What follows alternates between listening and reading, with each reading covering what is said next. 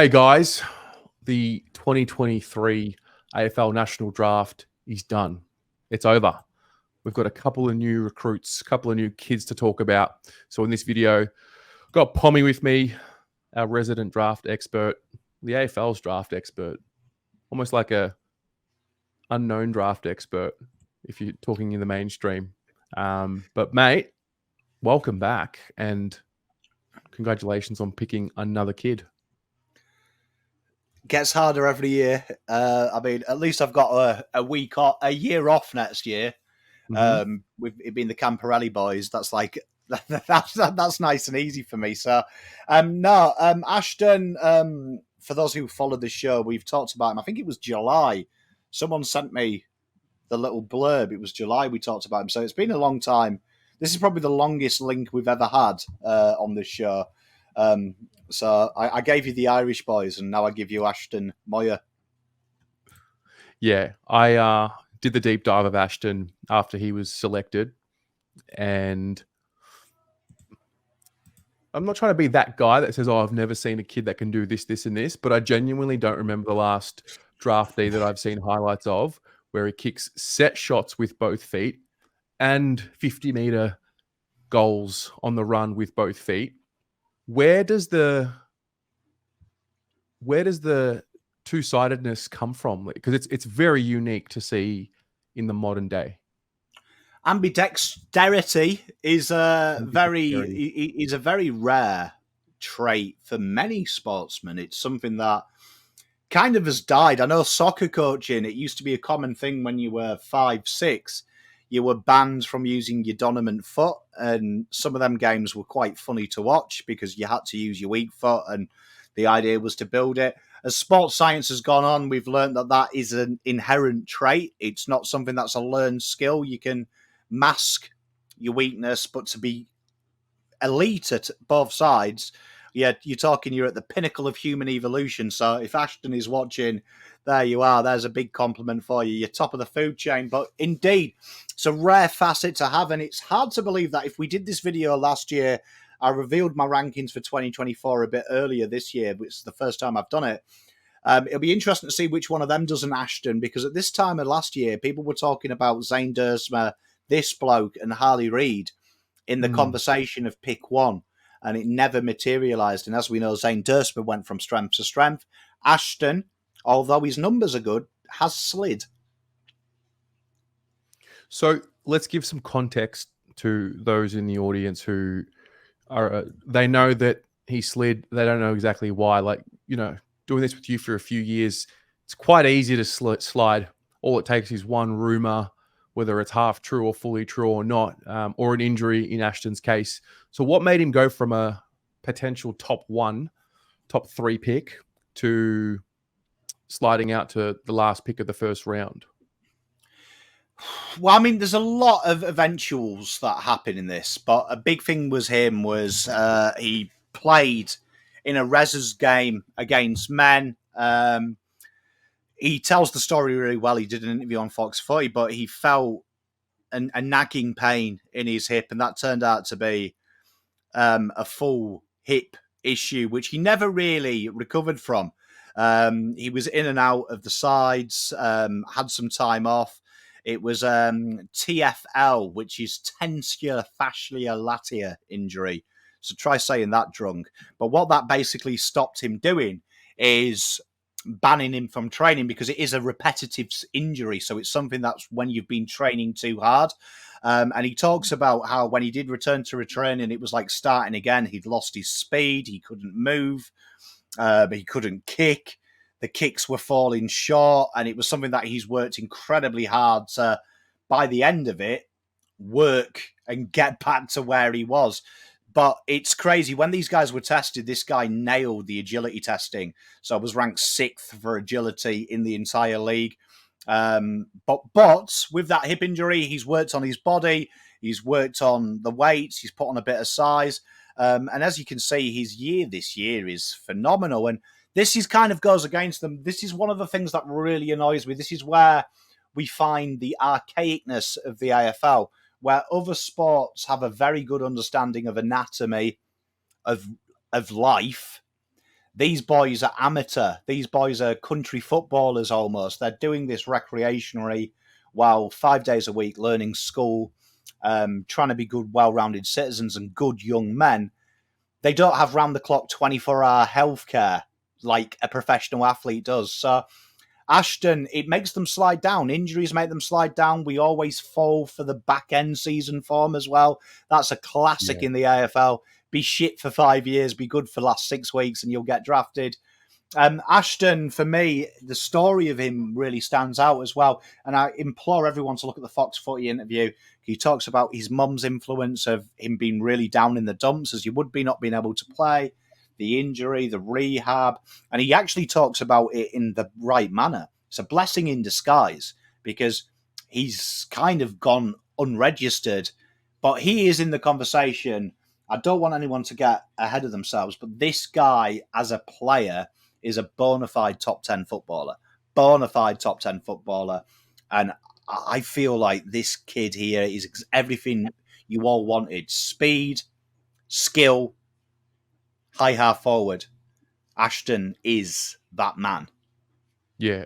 That story he was talking about, I love how candid he was, talking honestly about how it pissed him off that he was out of that top 5 conversation, and he has the juice to want to get back in that conversation. I like it. I like the competitive streak. I also like the fact that he had to go through some adversity in his under 18s year. Didn't have a bad year, probably didn't have a year consistent with how good he actually is. So he didn't get to showcase his best. But I think the fact that he was injured, he was hindered, and still was able to find himself in the first round, I like it. He's had to overcome something, and also he'll look back on the draft, and he has 28 players or 28 reasons to be motivated, so that when we have this conversation in 5 years, 10 years, when we look back on this draft, his name is back in that top 5. To go 28, 29 in a draft year where you didn't really get the opportunity to improve your standing, and everyone's basing this on your bottom age year, tells you how good you are. There is a lot of players that have gone undrafted that have had phenomenal years compared to this guy, really put themselves in, and that shows you how good Ashton is. So to be 28 net is probably 15. In reality, it's probably top 15 in net if you took out a person's year. Great example is Cooper Simpson, another guy that was talked about. He suffered crippling corkies. He slid down, but again, a player around there. And that's why I told you when people were crying about the first rounder trade and getting another second rounder in, I was saying this is genius because this is a blanket throw now. All these guys, 15 to 35, are the same type of player. There is no skill gap. You are looking at everyone is a second rounder to about pick 40. And that's why Austin's been shrewd here. And Ashton, for me, is as close as you can get to a stone wall guarantee. He is a phenomenal player, and it's a natural footballer. We haven't picked an athlete, all them other things you throw at the draftees. We've picked a guy that plays footy. This guy, all he knows is football. Got the IQ. Can't wait to see the kid play. When I look at Ashton and his story, I can't help but think of Dave Cunningham. Obviously got a year left on his deal. If, touchwood, hopefully everything goes well, but if it wasn't to work out and his body breaks down again, for example, I feel like Ashton plays in a similar way. Is that right? Yeah, so he models himself on Isaac Heaney, and most of the draft similes are Bailey Fritsch. So he's somewhere between them, and it's worth noting that this guy can also play in the pocket. He can play small positions. So like Lockie Plowman can play the bigger size, can play the small size. That's how Ashton is. He can go in the pocket and be that crumbing forward at 184, but he can also go and be that third marking option. Since testing 187, 85 kegs, that's a lot of change for him from this original draft from the start. So that shows he's got a bit of growth. And that also plays into the hip issues. When you have growth spurts and things like that, that really affects you as well. And that's, again, a sports science thing. But I see this guy here being the reincarnate of Jack Martin. Will definitely be that when Jack Martin knocks it on the head, which is a while away. But to see Jack Martin and Ashton playing high half forward screams to me Carlton have got one hell hell of a half forward pairing, from probably the worst half forward pairing to potentially the best. Yeah, I'm excited. Any expectation on him playing games next year?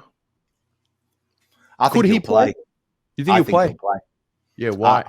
I think someone with that ability, he's got two of the best role models to learn off. I think he's got Orazio Fantasia, who is a very high impact per possession player, which is what Ashton does. But he's also got Jack Martin, who is a guy that incredibly works hard off the ball. And this year, Jack Martin's improvement of being the guy who gets 2 touches to contributing, whether he's doing that or not, is huge. I think he'll surprise a few people, and I could see this guy playing double-figure games. I think once he breaks in, I think this guy's going to be tough to get out. Wow. I'm excited. I'm very excited for him. The next one, Billy Wilson. This one was a surprise, well, I mean, to me, only because I hadn't heard of him in the moment he was drafted. What was the situation, the way you saw it, and who is Billy Wilson and what does he do? Well, I think this is an interesting one because I think Fox Footy had him 69. Something weird. I know, bit of banter there for the lads. But I had him 55. There was rumblings towards the end that Carlton were looking at him. And we've gone on from one player that's 78% kicking efficiency to a guy that's 70% kicking efficiency in Billy Wilson. So it's obvious that they've targeted speed and kicking skills, which this guy comes in. And this guy's a really interesting one at the Stingrays because back end of the season, this time last year, he was probably undraftable. A big issue was contact and his ability under contact. Dandy took the bold call to throw this guy on the ball, the vice captain of the Stingrays as well, so a bit of leadership, showing sacrifice for his team, and kicked arse towards the end of the year, really built into it, and has put on quite a decent amount of size, so 183 and 73 kegs. That's a lot from where it was this time last year. And two things stand out about Mr. Billy. One, his ability to find the ball. He's one. And two, his ability to find traffic. And he cuts angles. That's a big thing. Ashton and Billy both have the same gift that they use their speed to change the angle of attack. So you'll see them quite a lot in their highlights. They kind of pivot on the spot at pace, change direction, which then opens up the kicking option for them. And that's something that Billy is really proficient at. We look at some of the models of quality players at the moment who start at halfback. Nick Dacos would be a great example of getting him up to speed. He's not going to be a halfback flanker forever. When he goes on the ball, you'll see the real him. Rory Laird is another example. Billy Wilson's had that training, halfback to the centre. He understands what the ball needs to do, but now he's learning that role. And I really liked what Nick Austin said, that he's going to train with the mids, because we had Sam Philp, and no matter what anyone says about Sam Philp, I always say this to you: be careful what you wish for when you say speed, because speed is the most pointless skill to have in the world if you don't have anything else. Any idiot can be fast, right? It's hard to be fast and talented. So Sam Philp wasn't a good footballer. Billy Wilson is. He is a footballer first, whoever it is in the sky gave him the greatest gift of lightning speed. And this is going to be an interesting one, this, because he's a lot further ahead of Sam Philp as a footballer, working with Sam Walsh and Adam Chera. This could be a really interesting little pick here. And Austin's obviously done a GWS. He's earmarked his talent. He doesn't care about your draft order. He's brought the player he wants. And Vossi looked incredibly happy with Billy Wilson. That was very telltale. He looked very excited. Yeah. You said something to me when we did the previews for our second pick. And I mean, I think we were speaking about, such is the list that we have and such is the pick that we had. This one's in the 30s, that you can get a little creative here, pick a player that may not necessarily play in that first year, but you buy him some time. I guess the Jack Carroll model comes to mind. Billy being known as a defender first, and then having that little spurt in the midfield, and now we have been told that he's going to be training with the midfielders. Is that a similar situation? So they're trying to kind of fast track his development. Do they see him as a midfielder moving forward? Well, I think we talked as well about that, about points of difference. And my big issue with Carlton's list is it feels like all the depth players have been copied and pasted. Yeah. And sometimes Carlton, when we play, it feels like who is that point of difference? And Austin's used the POD word a lot this off season. I don't know if he watched our content and he thinks it's a niche word, because usually I reverse it and take the piss out of their niche words, but it has been a niche word on this show. I think it's point of difference. I think we look at that midfield, and although Dow wasn't a terrific success, we have to be honest, there's a reason he's not on the list. I think what really did make him look better than he was he was so much different to the guys we've got there. And Fogarty floats through there, Cunningham floats through there. I do think Carlton are looking for a guy that, can we just float someone through there that gives us something different at times? And Billy is that type of guy. Very quick, like honestly, very, very fast. Like Philp speed, was one of the fastest tested over 20 meters. But the big thing is he hits targets, and that's a huge thing. He can hit them targets at pace, and then you've got your point of difference. If you've got Paddy Dow breaking out of traffic, and then with Cherry's kicking repertoire, suddenly you've got one hell of a fucking footballer. So Billy, for me, slow burn in the VFL all year, working with Carroll, working with Binsey, working with the young lads there. Get him a year, bulk up, learn the trade. Jack Carroll's going to be our dog's body. Matt Kennedy's the next in line. This could be a little smoky in 2025 when we break the glass and we release this guy.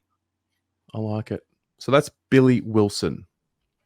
Good name as well. Good stout name. He does have a great name. So then we've just learned that Matt Carroll has been selected with our rookie pick. What is the story? What is this? Oh, Carroll, I was but a fool. Matty Carroll, Sandy Dragons. If you ever want to find a smoky, head on down to Sandy. I tell you, that should be their sale phrase. You're looking at players. So we talked about Ashton Moore. He's the Josh Honey we wished he was. You've looked at Billy Wilson. He's probably what we wanted Philp to be. Matty Carroll is probably what we wanted Plowman to be. Right? And don't get put off, because everyone's like, oh, Plowman. But this guy here, 188, 81 kegs, can play on big guys, can play on small guys. There's a certain guy in this draft that falls in the Ashton Moyer category of highly ranked, plummeted. And one of them guys that went on him was this gentleman, Matt Carroll, ruined his career.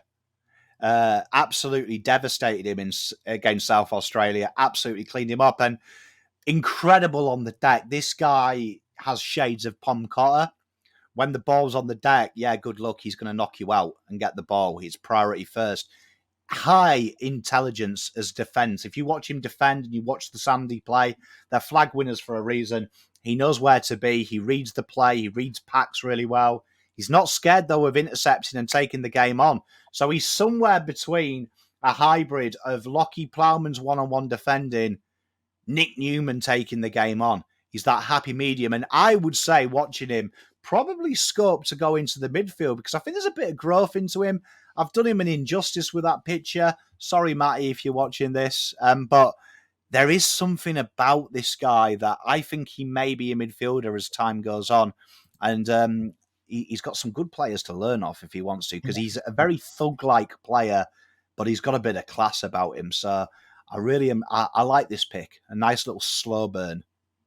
What do you think is the reason why he wasn't selected in the draft as opposed to being picked up as a rookie? Like what happened? Probably see George Stevens. To be honest, a lot of players are like this. Do you know what I mean? So I think for a recruiter, the first and foremost would be, oh, Jesus. Is he better than the others there? Okay. I mean, Archie Roberts, there hasn't been someone sink that far since the Titanic. Do you know what I mean? And then Schoenmaker, do you know what I mean? These guys were bona fide. I don't often agree with Sauce, but I agreed with Sauce. Schoenmaker was a top 25 talent. Big Ruby Booming Peg. It's Lockie Cowan 2.0. So it's an interesting one. I feel like there was a lot of players and also teams from Sandy who do really well at juniors. everyone gets obsessed with the midfielders and the goal kickers. People forget about the guys who set that up. And Matt Carroll is a, dare I say it, vanilla footballer. Like, when you watch Carlton play, what's the first thing people say about Pom Cotter? Had the ball 7 times. What do they say about Hollins? Had the ball 10 times. Why doesn't he have 40 touches? But when you actually watch the game, you actually pull your super coach stupidity and put it away and think, right, let's think about this as if I understand the game I'm watching. They play a very important role in what they do. And that's what Matt Carroll does. He plays roles. And a brilliant role player, and one that I'm really excited about with his development, because I feel like, again, decent kicker, good pace, good understanding of the game. He's got all the ticks. And when I've done this with you, Terry, you mentioned it with Paolo, been doing this with 5 years. We're like a married couple. Usually the green ticks are, they can run and they're athletic. Good. Well, these 3 blokes we've showcased, their green ticks are football related. And the side order is they can be movable. They're agile. They're athletes. And that's really exciting because they're the kind of guys that tend to go later who actually develop faster because we're not teaching them how to play football. They know how to play football. They need refining in their diet. And Matty Carroll, for me, incredible. Probably one of the most highest IQ in the medium-sized defenders. He's got very good defensive IQ. Right. Well, I'm excited. That is Matt Carroll. And so these are our boys. Ashton Moyer, Billy Wilson, Matt Carroll. Tom, overall, where would you grade our draft? How would you look at it from a what we needed, what we wanted, what we got, and who we got? It's always hard because, do you know what I mean? We have done this before and used similes to Luke Hodge. We haven't done that this year, though. We've learned. I would say B+. It's good enough for me. That's good enough for me. Yeah. All right. Well, thank you very much, mate. Ladies and gents, these are our new draftees. Let us know what you thought about them in the comments below and ask any questions. Pom will answer them. We'll go from there. Go Blues. Go Blues.